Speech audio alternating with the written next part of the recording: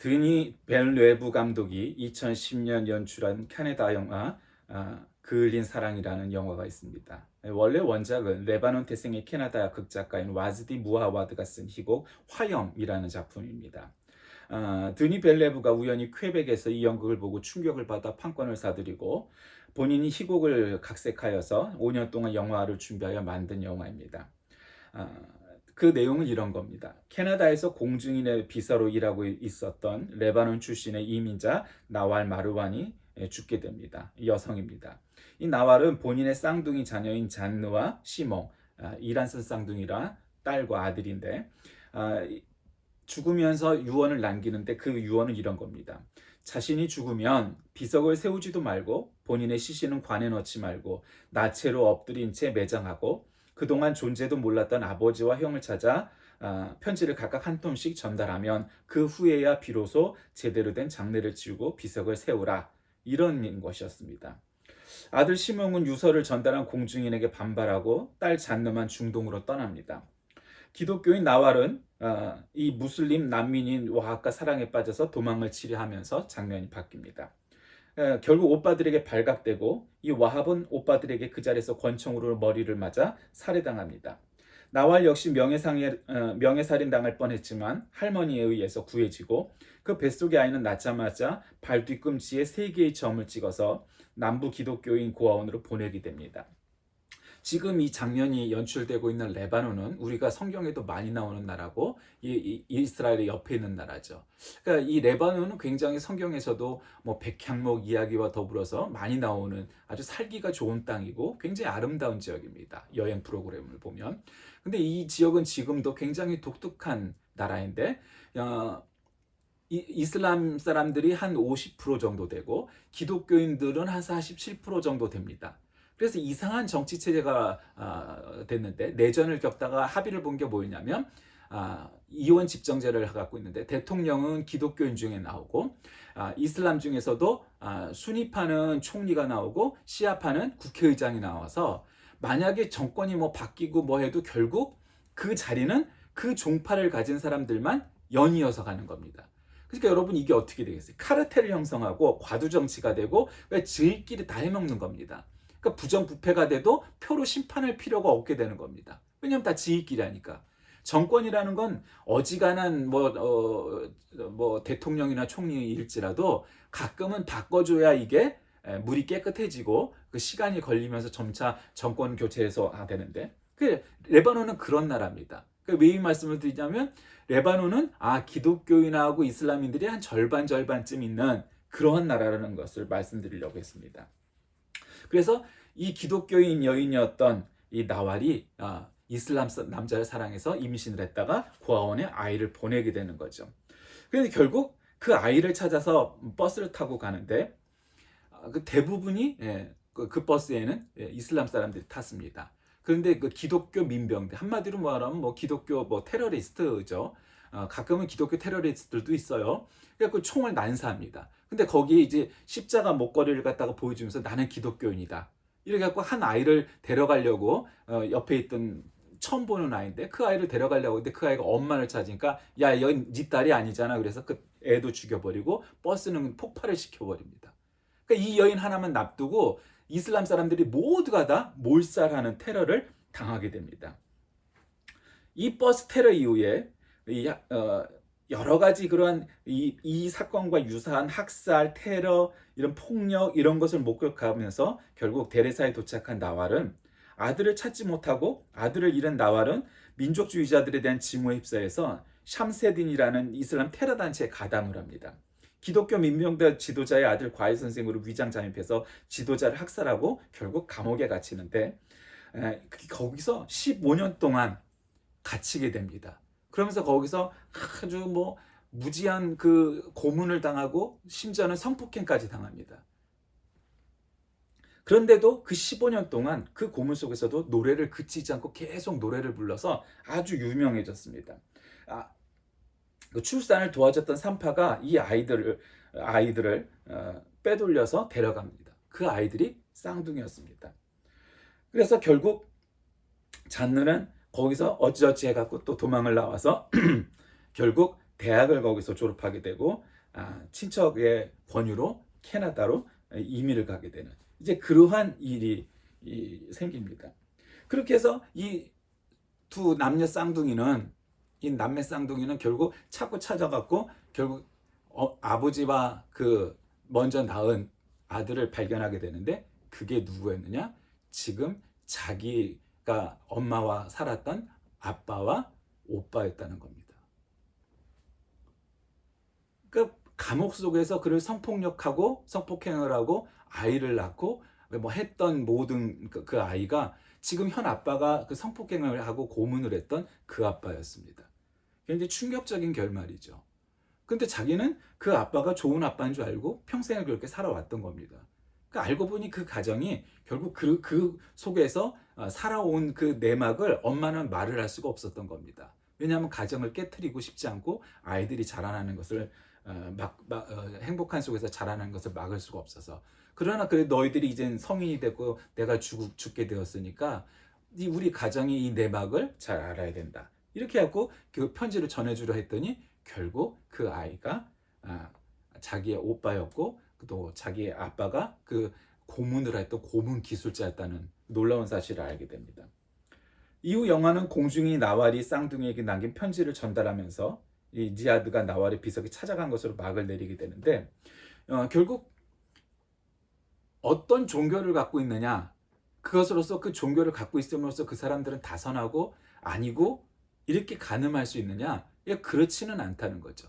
우리의 관점에서 보면 기독교인은 다 선하고 이슬람 사람들은 다 악하고 이렇게 말을 할 수는 결코 없다는 겁니다.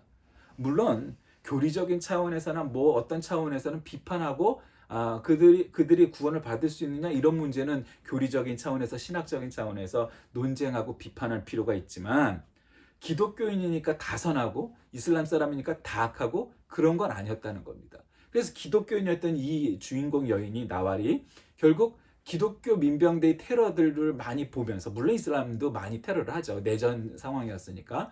그러니까 도대체 종교란 무엇인가? 뭐 인간이란 무엇인가? 선이란 무엇인가? 뭐 이런 문제에 관해서 계속해서 그런 이야기들을 질문을 주고 있었다는 겁니다.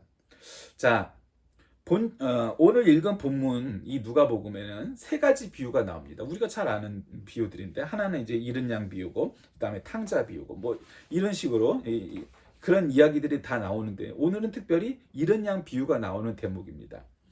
여러분 예수님의 주변에는 언제나 죄인들이 많이 따라 나왔습니다. 그 성경에서 죄인 이렇게 표현하는 거는 뭐 좀 표현이 굉장히 좀 우리의 현실적인 용어들하고는 좀 다르죠. 그러니까 죄인들이 많이 나왔다는 건 여러 가지 의미가 있습니다. 하나는 종교적인 율법적인 차원에서 한센병과 같은 그런 몹쓸병에 걸린 사람들도 죄인이고요. 온전한 직업을 갖지 못한 사람들, 예를 들면 고리대금업자라든가 창녀라든가 뭐 이런 사람들이고요. 또 정치적인 차원에서는 로마에 협력하는 바리새인들과 사두개인들과 서기관들과 뭐 기타 등등 이런 사람들이고요. 그리고 사실은 유대인이 아닌 이방인들은 다 죄인의 범주에 포함하는 되는 겁니다. 그러니까 한마디로 말하면 예수의 주변에는 이 정권을 잡거나 주류 메인스트림에 있었던 사람들의 눈에 보면 가시를 갖다가 이렇게 꽉 꼽아놓은 것처럼 마음에 들지 않는 그런 인물들이 항상 있었다는 겁니다. 그런데 여러분 예수님의 주변은 왜 그런 사람들이 있었을까요? 예수님이 그들을 인간 대접을 하셨기 때문이죠. 오늘날에도 뭐 직업에 귀천이 있네 없네 뭐 어쩌고저쩌고 하지만 왜 그런 게 전혀 없는 세상이 있겠어요?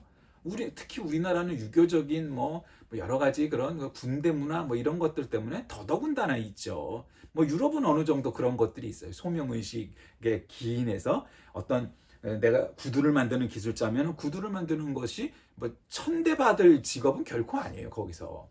그런데 우리는 어쨌든 그런 것들이 아직도 유교적인 잔재들이 있어서 있죠. 그러니까 그런 사람들이 많았다는 거예요. 그런데 특별히 오늘 읽은 본문 누가복음 15장에 세 가지 비유가 나오는데 하나는 잃은 양, 두 번째는 잃은 드라크마, 그리고 이제 세 번째는 잃은 아들, 둘째 아들 밖에 나갔다 돌아오는 그 세 비유가 나옵니다. 그 첫 번째 비유가 잃은 양 비유인데 오늘 잃은 양 비유의 이 내용은 이런 거죠. 세리와 죄인들이 말씀을 들으러 가까이 나오니까 바리새인들과 서기관들이 이렇게 막 수군수군대는 겁니다. 야, 저 죄인들 봐. 저 예수라는 작자는 저 맨날 죄인들하고 어울리고 밥 먹고 같이 그러고 있어. 이렇게 욕을 하는 겁니다. 그러니까 예수님이 너희들 생각이 잘못됐다는 걸 말씀하시기 위해서 이 비유를 듭니다. 그 비유는 이거죠. 한 목동에게, 한 사람에게 양 100마리가 있었는데 갑자기 한 마리가 보이질 않아. 그러니까 99마리를 내버려 두고 그 한 마리를 찾아서 찾아다니는데 산으로 들로 막 물을 건너 막 그냥 고생을 하면서 간신히 한 마리를 찾으니까 너무 기뻐서 사람들하고 잔치를 벌여가면서 그 잃은 양을 찾은 것을 기념하고 기뻐했다. 뭐 이런 내용이에요. 그러니까 이 이야기를 보면 여러 가지 의문이 들죠. 아니 그럼 99마리는 누가 맡은 사람이 있었을 수도 있겠죠. 근데 중요한 건 그런 게 아니고 자본주의적 오늘날의 현대적 관점에서 보면 90마리를 내팽개치고 한 마리를 찾았다는 건 절대로 경제적인 효율에 맞지 않는 이야기죠. 누가 99마리를 내버려 두고 한 마리를 찾아 떠나겠어요. 그건 경제적인 득실에서 말도 안 되는 논리예요. 그렇죠? 그러니까 세상 모든 사람들은 지금 현대 자본주의 사회가 아니었고 옛날 봉건주의 시대에도 그런 자본적 관점에서 이거는 경제적인 득실에서 말도 안 되는 이야기예요. 100명 중에 100명이면 다 그렇게 하면 안 되는 거예요. 그 기독교인도 그렇게 할 거예요. 그렇죠? 어느 사람이 그렇게 하겠어요. 그런데 굳이 이런 비유, 이거를 이제 신학용어로는 패러블이라고 하는데 상식적이지 않은 역설적인 비유를 패러블이라고 해요. 패러블. 근데 이런 패러블 비유를 드는 까닭이 무엇일까요? 역설적인 비유를. 그게 주님의 마음이라는 거예요. 사람이면 100이면 100다. 99마리를 지키는 것이 먼저지 잃어버린 한 마리 때문에 9마리를 내버려 두고 한 마리를 찾아 나서는 것은 상식적이지 않아요. 어떤 사람도 그렇게 하지 않아요. 기독교인도 마찬가지고요. 근데 왜 그 목동이 그랬겠어요? 그 목동은 잃어버린 양이 얼마나 힘들어하고 고생하고 심지어는 죽을 수 있으니까 죽임을 당할 수 있잖아요. 들짐승들에게. 그러니까 그런 것을 미연에 방지하고자 그 한 마리를 긍휼히 여겨서 불쌍히 여겨서 찾아 나서서 그 양 한 마리를 찾았다라는 이야기죠. 그러니까 이건 상식적이지 않아요. 그런데도 그 비유를 들은 것이 오늘 본문입니다.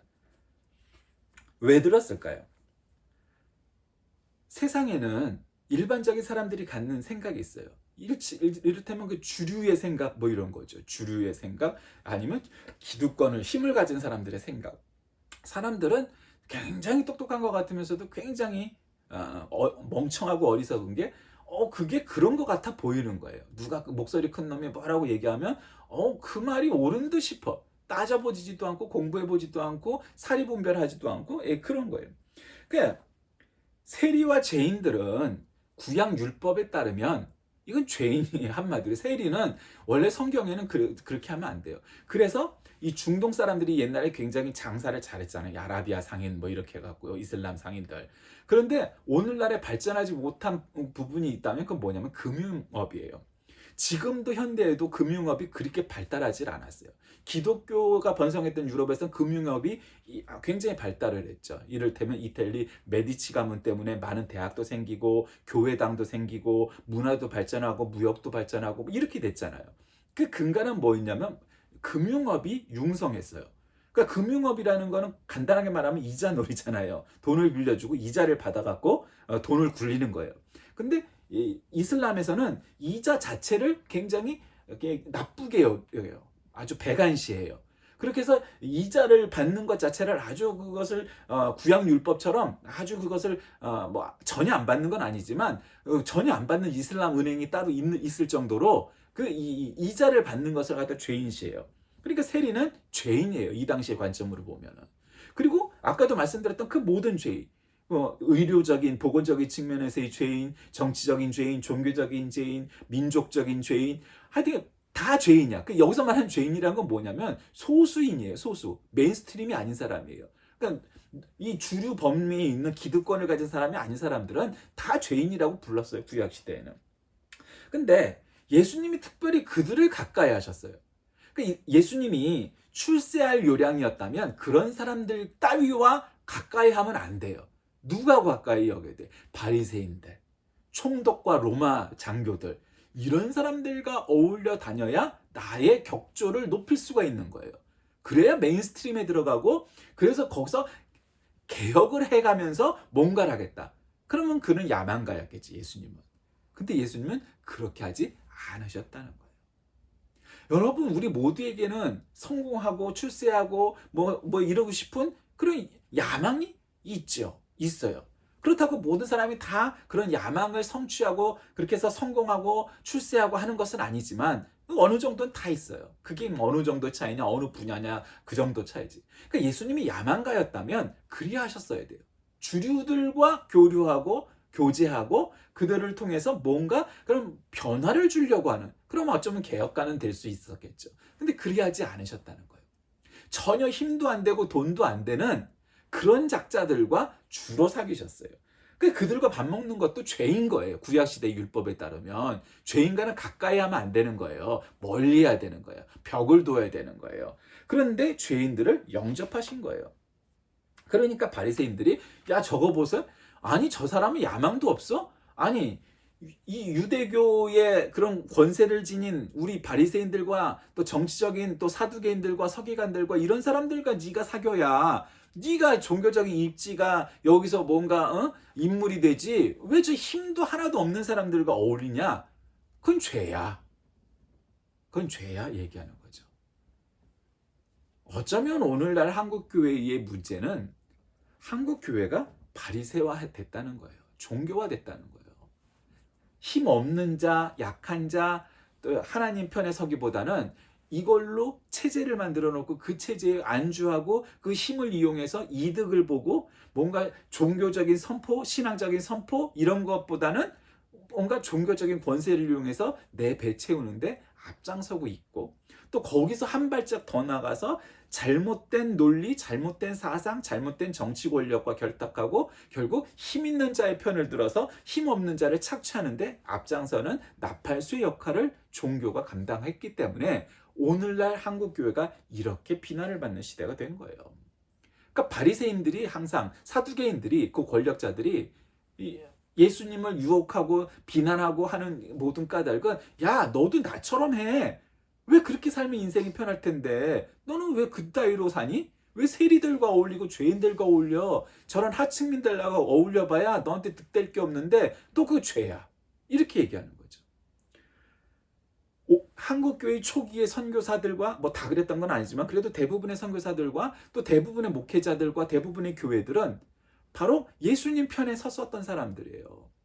일제 탄압을 하는데 앞장서서 한국 사람도 아니면서 미국 선교사들이 일본 편을 들지 않고 미국과 전 세계에 한국의 독립운동의 의지와 한국의 장점들과 이런 것들을 자꾸 선전을 해줬기 때문에 굉장히 그 한국 사람들의 독립의지가 알려졌고 그렇게 해서 독립운동을 하는데 굉장히 밑바탕이 되었던 것도 사실이에요.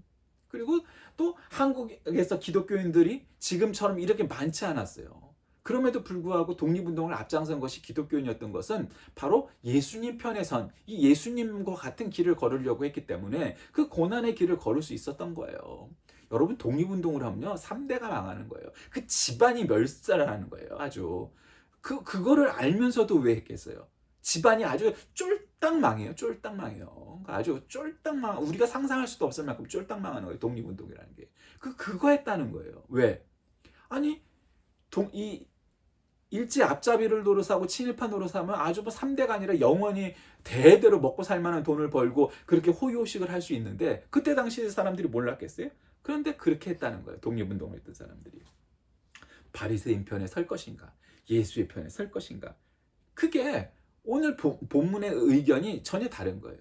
그러니까 바리새인들이라고 규정된 건 꼭 바리새인이 아니라 사실 대부분의 사람들의 생각은 뭐 100명 중에 100명이든 99이든 뭐 9명이든 간에 모든 사람들의, 거의 모든 사람들의 생각은 한 마리를 쫓아가면 안 되는 거예요. 99마리를 택해요. 그건 사람 생각이에요. 근데 하나님 생각은 달랐다는 거예요. 여기에 우리의 딜레마가 있는 거예요. 우리도 사람인지라 그 1%의 가능성이 아니라 99%의 확신할 수 있는 계산이 서는 그 길을 가는 것이 사람이에요. 왜냐하면 그것이 안정되기 때문이죠. 누군들 안 그렇게 했어요? 나도 그렇고 너도 그렇고 우리 모두가 그래요. 그럼에도 불구하고 이 패러블 비유가 이 가능성 거의 없는 이 비유가 등장한 까닭이 뭐겠어요? 그게 하나님의 생각이라는 거예요. 그게 하나님의 뜻이라는 거예요.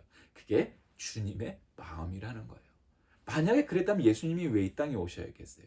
오실 필요가 없었죠. 너희끼리 알아서 해. 그냥 성령만 보내주시고, 야, 성령을 보내주셨으니 너희들이 성령님의 증거로 인해서 믿으면 되지. 뭘 십자가에 달리고 돌아가시고 사흘 부활하시고 그 핍박과 고난을 받으시고 왜 그런 일을 했겠어요? 그럴 필요가 없었던 거죠. 99%의 길을 선택했다면. 그런데 우리 하나님은 1%의 길을 선택하신 거예요. 한 마리를 택하신 거예요. 그러니까 그게 우리와 달랐다는 거죠. 99가 이 하나의 문제. 4절에 보니까 너희 중에 어느 사람이 양 100마리가 있는데 그 중에 하나를 잃으면 90마리를 들에 두고 그 잃은 것을 찾도록 찾아다니지 아니하느냐. 근데 사실 뭐 사람이 있거나 없거나 만약에 없다면 안 찾아다닐 것 같지 않으세요? 근데 여기서도 그저는 찾아다닌대요. 그래도 굉장히 양심적인 인물이죠. 잃어버리지 아니한 99마리의 양과 잃어버린 한 마리 양을 비교해서 결국 예수님께서는 잃어버린 한 마리 양에 대한 관심이 본인이 갖고 있는 생각, 마음이라는 것을 보여주시는 거예요. 그러니까 우리의 수학과 자본주의와 뭐 실용주의와 이러한 생각으로는 이건 뭐 동의할 수도 없고 따라갈 수도 없는 생각이죠. 그런데 그게 바로 주님의 마음이고 그게 성경의 가르침이고 그게 하나님의 뜻이라는 거예요. 그런데 우리 오늘날 한국교회는 뭐 매번 그럴 수는 없어도 대체로 그랬어야만 했는데 대체로 99마리 양을 지키고 한 마리를 포기해버린 거예요. 그 길을 떠나지 않은 거예요. 그 1%를 찾아 나서지 않은 거예요. 나는 99마리를 지킬 거야. 한 마리는 잃어버릴지라도. 결국 그랬다는 거예요. 여기서 우리는 무엇을 깨달아야 됩니까? 왜 예수님이 그러셨고 왜 하나님의 생각은 그랬을까요? 그럼 바로 우리에게 누가복음 15장에 나오는 아까도 이 드라크마, 뭐 잃어버린 아들, 또 잃어버린 양 이 세 가지의 비유가 우리에게 가르쳐주고 있는 그 세 가지의 비유가 관통하고 있는 가치가 있어요. 교훈이 있어요. 그건 뭘까요? 그건 생명입니다. 여러분, 생명은 숫자로 셀 수 있는 게 아니에요. 한 생명이 99보다 덜 귀중하냐? 그렇게 할 수 없다는 거예요. 우리는 자본주의적 관점으로 생각을 하니까 아니 그래도 99을 먼저 살려야지. 물론 우리는 그런 현실을 택해야 될 때가 있어요. 그건 그 현실이에요. 그러나 그렇다고 해서 99마리가 귀하지 한 마리는 그냥 쉽게 포기해도 된다 이렇게 말할 수는 없다는 거예요. 생명은 그런 게 아니라는 거예요. 만약에 그런 마음을 품었다면 예수님이 이 땅에 오시지도 않았고 십자가에 달리시지도 않았다는 거예요. 성경이 가르치는 이 성경의 가르침, 즉 사랑의 윤리는 99이나 하나나 다 동일한 생명이라는 거예요. 여긴 부자가 많고 여기는 똑똑한 사람이 많고 여기는 착한 사람이 많으니까 이 별 볼 일 없는 한 마리는 포기해도 돼? 라고 성경은 어느 순간에도 말씀하신 적이 없다는 거예요. 성경이 가르치면 그 한 마리를 찾아 나서라는 거예요. 고생스럽고 돈도 안 되고 어쩌면 99마리를 더 잃을 수도 있는 그런 위험한 상황에 노출되면서까지라도 그것을 찾아 나서야 된다는 거예요. 왜요? 7절에 보니까 죄인 하나가 회개하면 하늘에서는 회개할 것 없는 의인 99을 인하여 기뻐하는 것보다 더하리라 말씀하셨어요. 죄인 하나의 회개가 선한 사람들, 의인, 이미 구원받은 사람들, 지금으로 말하면 교회의 중요 직분자들, 교회의 신자들 99보다 더 기뻐한다는 거예요. 예수 그리스도의 이런 메시아적 사명은 죄인을 회개시키는 것이 바로 사명입니다. 하늘나라에서 이미 구원받은 자의 회개보다 이 죄인의 회개가 더 큰 기쁨이 있다는 거예요. 이 뒤에 나오는 탕자의 비유에 아버지에게서 자기 몫의 유산을 미리 줄 것을 요구해서 허랑방탕하게 생활하다 결국 주염 열매 나무조차 먹기 힘든 신세로 전락해서 아버지에게로 돌아오는 잃은 아들 탕자의 비유가 나오죠. 이게 하나님을 떠나 스스로 하나님 없이도 스스로 잘 살아보겠다는 인간의 모습을 굉장히 상징하는 모습 아니겠어요? 하나님 없이도 난 잘 살 수 있다. 그럴성 싶은 것이 인간의 마음이에요. 하나님 터치하지 마세요. 간섭하지 마세요. 나도 얼마든지 배울 만큼 배웠고 그렇기 때문에 얼마든지 나 혼자도 잘 살 수 있어요. 모든 인간이 그런 면이 있어요. 그러나 하나님과 독립된 인간은 무한한 자유를 얻은 것처럼 보이지만 결국은 최소한의 자유도 누리지 못하는 비참한 신세가 되고 마는 것을 깨달아야 합니다. 그러므로 이 누가복음 15장의 세 가지 비유 사건을 관통하는 것은 결국 뭐예요? 하나님의 마음이 뭐죠? 주님의 마음이 무엇이냐? 그것은 너 한 사람, 당신 한 사람조차도 구원하시려고 오신 하나님의 마음인 거예요. 이와 같은 하나님과 같은 사랑으로, 하나님과 같은 열심으로 복음을 전파해야 우리는 해야 하는 거죠. 저기는 부자 동네니까 부자 동네 사람들을 주로 전도해야지. 저기는 많이 배운 사람 그룹이니까 저 그룹 사람들을 전도해야지. 이런 마음을 품는 것이 주님의 마음이 아니라 오히려 가난한 자, 오히려 힘없는 자들 편에 서는 것이 그리스도인의 사명이라는 거예요.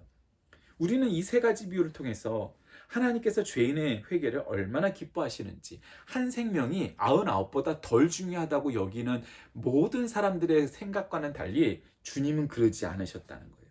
예수 그리스도로 말미암아 구원받은 성도들도 얼마든지 죄를 범할 수 있고 또 타락할 수도 있지만, 우리 주님의 마음은 어떤 한 사람조차도 포기하고 싶거나 내버려 두고 싶거나 그런 사람은 어느 누구도 없다는 거예요. 모든 사람, 여기에 모든 사람은 내가 정말 다시 만나고 싶지도 않고 정말 죽이고 싶고 정말 다시는 상대하고 싶지 않은 그런 인간들조차도 그 범주에 포함된다는 거예요. 그것이 주님의 마음입니다. 인간의 생각과 마음하고는 다르죠. 그래서 우리는 이런 성경을 읽으면서 결국 주님의 마음은 그런 것이구나. 그러니 주님의 마음, 주님의 뜻에 합당한 그런 결정을 내리고 삶을 살고 믿음의 생활을 해야 되겠다. 이런 마음을 품는 것이 주님이 오늘 이 비유를 통해서 가르쳐 주시는 교훈입니다. 여러분에게 이와 같은 선택의 기회가 온다면 여러분은 어떤 선택을 하시렵니까? 99마리입니까? 아니면 한 마리의 잃은 양입니까? 우리 주님의 생각에 조차 주님의 마음에 합한 자가 되시길 우리 주 예수님의 이름으로 간절히 기도드립니다. 살아계신 하나님, 오늘날 우리는 대부분의 경우 한 마리를 포기하고 99마리를 지키는 것이 마땅하다고 여깁니다. 그것이 지혜롭다고 표현하기까지 합니다. 그러나 그러지 않다는 것을 성경은 우리에게 가르쳐 주십니다. 이것은 채산도 안 되고 경제적인 효율도 떨어지고 어쩌면 더 많은 것을 잃을 수도 있지만 그조차도 주님의 마음인 것을 가르치십니다. 주님 마음에 합한 자 다 되게 하여 주옵소서. 예수님의 이름으로 간절히 기도드립니다. 아멘.